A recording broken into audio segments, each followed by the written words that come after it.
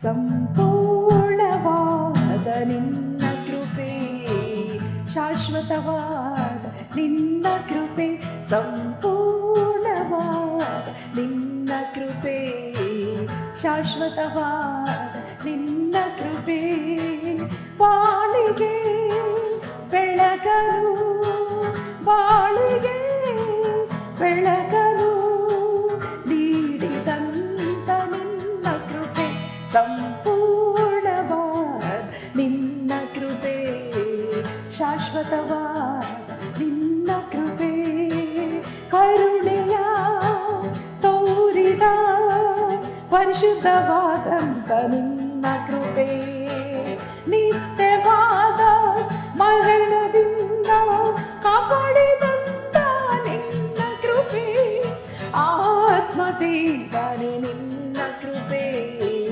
ಆರೋಗ್ಯದಾತನೇ ನಿನ್ನ ಕೃಪೆ. ನಿರೀಕ್ಷೆಯ ವಾಕ್ಯ.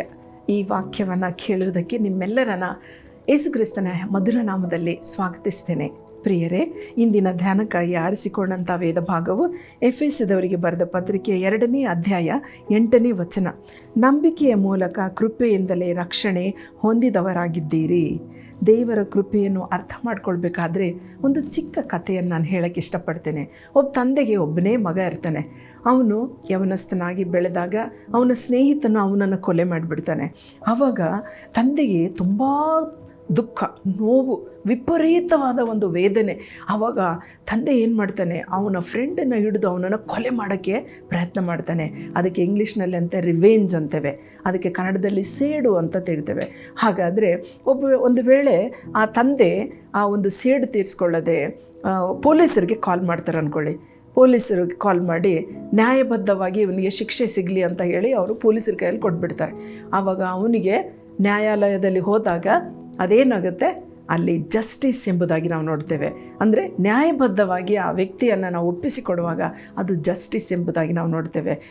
ಆಮೇಲೆ ಅವನಿಗೆ ಒಂದು ಮರಣದಂಡನೆ ಶಿಕ್ಷೆ ಆಯಿತು. ಮರಣದಂಡನೆ ಶಿಕ್ಷೆ ಆದಾಗ ಈ ತಂದೆ ಹೇಳ್ತಾನೆ, ಬೇಡ ಬೇಡ, ಮರಣದಂಡನೆ ಬೇಡ, ಅವನಿಗೆ ಜೀವಿಸೋಕೆ ಬದುಕೋಕೆ ಬಿಟ್ಬಿಡಿ, ಅವನಿಗೆ ಬೇಕಿದ್ದರೆ ಜೈಲಲ್ಲೇ ಇರಲಿ, ಆದರೆ ಅವನಿಗೆ ನೀವು ಮರಣದಂಡನೆ ಬೇಡ ಅಂತ ಹೇಳ್ತಾನೆ. ಅದಕ್ಕೆ ಏನಂತಾರೆ, ಅದಕ್ಕೆ ದಯೆ ಅಂತಾರೆ, ಮರ್ಸಿ ಎಂಬುದಾಗಿ ನಾವು ನೋಡ್ತೇವೆ. ಈ showing is mercy towards that man who is a murderer. Okay. ಆಮೇಲೆ ಇನ್ನೊಂದು ಏನು ಅಂತಂದರೆ, ಈ ಒಬ್ಬ ತಂದೆ ಆ ಮಗನ ಬಳಿಯಲ್ಲಿ ಜೈಲಲ್ಲಿ ಹೋಗಿ ಹೇಳ್ತಾನೆ, ಮಗನೇ, ನಾನು ನಿನ್ನನ್ನು ತುಂಬ ಪ್ರೀತಿ ಮಾಡ್ತೇನೆ, ನನ್ನ ಮಗನ ಹೋಯ್ತು, ಅದು ಸತ್ತೋದ, ಆದರೆ ನೀನು ನನ್ನ ಮಗನಾಗ್ತೀಯಾ, ನನ್ನ ಮನೆಯಲ್ಲಿರೋಕ್ಕೆ ರೆಡಿ ಇದ್ದೀಯಾ, ನನ್ನ ಮಗನ ಎಲ್ಲ ಬಟ್ಟೆ ನೀನೇ ಹಾಕಬೇಕು, ಅವನ ಆಸ್ತಿ ನಿನಗೆ, ನನಗಿರೋದು ಒಬ್ಬನೇ ಮಗ, ಆದರೆ ನಿನಗೆ ನಾನು ಎಲ್ಲವನ್ನ ಕೊಡ್ತೇನೆ, ನಿನ್ನನ್ನು ದತ್ತುಪುತ್ರನಾಗಿ ನಾನು ಸ್ವೀಕರಿಸ್ತೇನೆ ಅಂತ ಹೇಳ್ತಾನೆ. ಅದಕ್ಕೆ ಅದು ಕರುಣೆ, ಅದು ಕೃಪೆ. ಕೃಪೆ ದೇವರ ಅತಿ ಶ್ರೇಷ್ಠವಾದ ಪ್ರೀತಿಯನ್ನು ಕೊಡುವಂಥದ್ದೇ ದೇವರ ಕೃಪೆ. ಅದಕ್ಕೆ ನಾವು ಮೆರಿಟ್ ಇಲ್ಲ, ನಮ್ಮಲ್ಲಿ ಯೋಗ್ಯರಲ್ಲ, ನಾವು ಅಯೋಗ್ಯರಾಗಿದ್ದೇವೆ.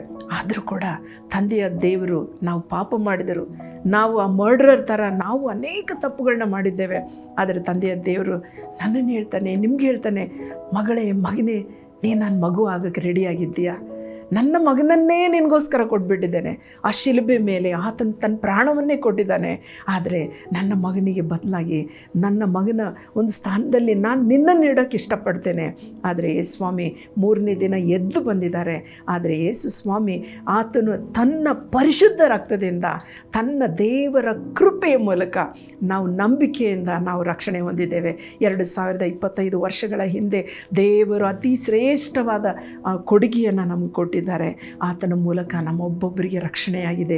ಪ್ರಿಯರೇ, ಈ ದಿವಸ ಯೋಹಾನನು ಬರೆದ ಸುವಾರ್ತೆ 1ನೇ ಅಧ್ಯಾಯ 12ನೇ ವಚನದಲ್ಲಿ ಹೇಳ್ತದೆ, ಯಾರ್ಯಾರು ಆತನ ಮೇಲೆ ನಂಬಿಕೆ ಇಟ್ಟರೋ, ಅಂದರೆ ಆತನನ್ನು ಅಂಗೀಕರಿಸಿದರೋ ಅವರಿಗೆ ದೇವರ ಮಕ್ಕಳಾಗುವ ಅಧಿಕಾರ ಕೊಟ್ಟಿದ್ದೇನೆ ಎಂಬುದಾಗಿ.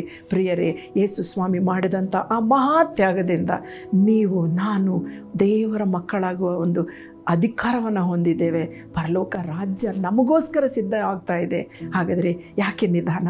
ಇದೇ ದಿವಸ ನಾವು ಪ್ರಾರ್ಥನೆ ಮಾಡೋಣ, ಆತನಿಗೆ ನಮ್ಮ ಜೀವಿತವನ್ನು ಒಪ್ಪಿಸಿಕೊಡೋಣ. ಈ ವಾಕ್ಯದ ಪ್ರಕಾರ ಆತನನ್ನು ನಂಬಿಕೆ ಮೂಲಕ ನಾವು ಆತನ ಕೃಪೆಯಿಂದ ನಾವು ರಕ್ಷಣೆ ಹೊಂದೋಣ. ಬನ್ನಿ ಪ್ರಿಯರೇ, ಪ್ರೇಯರ್ ಮಾಡೋಣ. ನಮ್ಮನ್ನು ಭಾಳವಾಗಿ ಪ್ರೀತಿ ಮಾಡೋ ನಮ್ಮ ಪರಲೋಕದ ತಂದೆ, ಅಪ್ಪ, ನಿನ್ನ ಅಪಾರವಾದ ಪ್ರೀತಿಯಿಂದ ನಮ್ಮನ್ನು ರಕ್ಷಿಸಿದ್ದೆ. ನಿನ್ನ ಮುದ್ದು ಮಗನಿಗೆ ನಮಗೆ ಬರುವ ಶಿಕ್ಷೆಯನ್ನು ಕೊಟ್ಟಿದ್ದೆ. ಮರಣದಿಂದ ಜೀವಕ್ಕೆ ನಮ್ಮನ್ನು ನಡೆಸಿದ್ದೆ. ಆತನ ಪುನರುತ್ಥಾನದ ಶಕ್ತಿಯಲ್ಲಿ ನಮ್ಮನ್ನು ತುಂಬಿಸಿದ್ದೆ. ನಿನ್ನ ಮಹಿಮೆಗೋಸ್ಕರ ನಮ್ಮನ್ನು ಉಪಯೋಗಿಸುವುದಕ್ಕೆ ನಮ್ಮನ್ನು ಆರಿಸಿಕೊಂಡಿದ್ದೆ. ಕೇಳುವಂಥ ನೋಡುವಂಥ ಪ್ರತಿಯೊಬ್ಬ ಸಹೋದರ ಸಹೋದರಿಯ ಹೃದಯದಲ್ಲಿ ನೀನು ಕಾರ್ಯ ಮಾಡು ಸ್ವಾಮಿ. ಈ ದಿವಸ ಅದ್ಭುತವಾಗಿ ಅವರು ನಿನ್ನ ಮಕ್ಕಳಾಗಲಿಕ್ಕೆ ಸಿದ್ಧರಾಗುವಂತೆ ಅವರನ್ನು ಸಿದ್ಧಪಡಿಸಬೇಕಾಗಿ ಯೇಸುವಿನ ಹೆಸರಿನಲ್ಲಿ ಪ್ರಾರ್ಥಿಸ್ತೇವೆ ನಮ್ಮ ತಂದೆ. ಆಮೇನ್.